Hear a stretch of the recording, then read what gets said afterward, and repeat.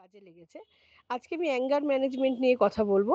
Autistic বাচ্চাদের এবং মানে অ্যাডোলেসেন্ট বা টিনেজারদেরও অ্যাঙ্গার ম্যানেজমেন্ট নিয়ে কিছু টিপস দেবো। যদি আপনাদের কাছেও আরও কিছু জানার থাকে কোনো ভালো টিপস, অবশ্যই আপনারা ডেসক্রিপশন বক্সে শেয়ার করবেন, তাহলে সবারই উপকার হবে। প্রথমত যেটা দেখতে হবে যে অ্যাঙ্গার ম্যানেজমেন্টে যে অ্যাঙ্গারের কারণটা, রাগের কারণটা কি, রুট কজটা খুঁজে বের করতে হবে।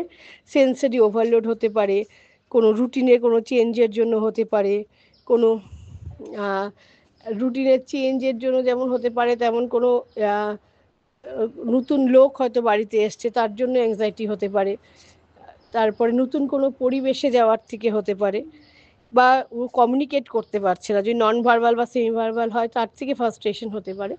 তো যেরকম যাই রাগের কারণ হোক সেই অনুযায়ী স্ট্র্যাটেজি হবে।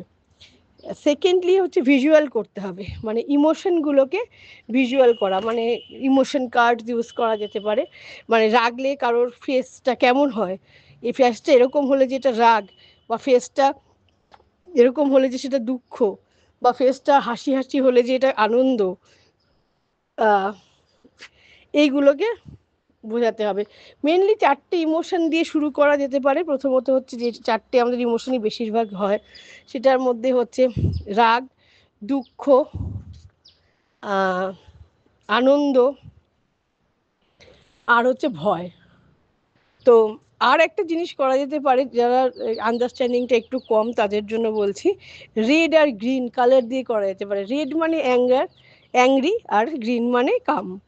তো যখন অটিস্টিক বাচ্চাটি বা অ্যাডোলেসেন্ট আর কি একটু ভালো মুডে থাকবে, হয়তো ভালো মুডে ছিল, আস্তে আস্তে রাগের দিকে যাচ্ছে, আপনি বুঝতে পারছেন, তখন ওকে রেড কালারটা দেখিয়ে বলবেন যে তুমি কিন্তু আস্তে আস্তে রেড জোনে চলে যাচ্ছ, মানে রাগের দিকে, তোমাকে কিন্তু এবার আস্তে আস্তে গ্রিন জোনে ফিরে আসতে হবে। ঠিক আছে, এইভাবে করা যেতে পারে। থার্ড হচ্ছে ইমোশনাল রেগুলেশন। ইমোশনাল রেগুলেশন মানে যখন ও রেগে যাবে তখন কি কি স্ট্র্যাটেজিও নিতে পারে। ডিপ ব্রিদিং করতে পারে, 1 to 20 কাউন্ট করতে পারে, স্ট্রেস বলে স্কুইজ করতে পারে, কোনো বড় সফট টয় থাকলে সেটাকে টাইটলি হাগ করতে পারে, তারপরে একটু একটু হেঁটে আসতে পারে বাইরে থেকে, ভালো কোনো মিউজিক শুনতে পারে।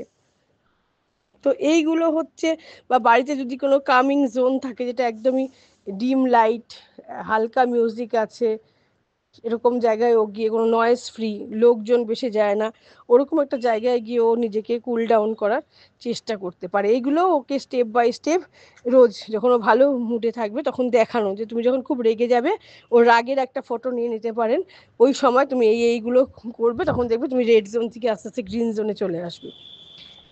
আর যেটা বলবো সেটা হচ্ছে পজিটিভ বিহেভিয়ার। রাগের সময় যদি ধরুন এই ইমোশন কার্ড ইউজ করে, কালার ইউজ করে, ও যদি কখনো রাগ হলে যদি বলে সাপোজ আই অ্যাম অ্যাংরি, আর অতটা অ্যাগ্রেসিভ না হয়, হ্যাঁ, তো তখন ওকে পজিটিভ রিইনফোর্সমেন্ট, তখন তাকে একটা কিছু যেটা ওকে মন ভালো করে, ও খুশি হবে পেলে, এরকম যদি ঘুরতে ভালোবাসে ঘোরাতে নিয়ে যাওয়া, যে তুমি একটা ভালো কাজ করেছো বলে দেওয়া, যে এমনি এমনি দিয়ে দিলাম তাহলে তো বুঝতে পারবে না, যে তুমি বলেছো I am angry instead of hitting somebody, instead of throwing things, তো তার জন্য তোমাকে আমি এটা তুমি এই প্রাইজটা পেলে, যাতে ওর পরের বারও এটাকে ও মনে করে নিজেকে ঠিক মতন কন্ট্রোল করতে পারে।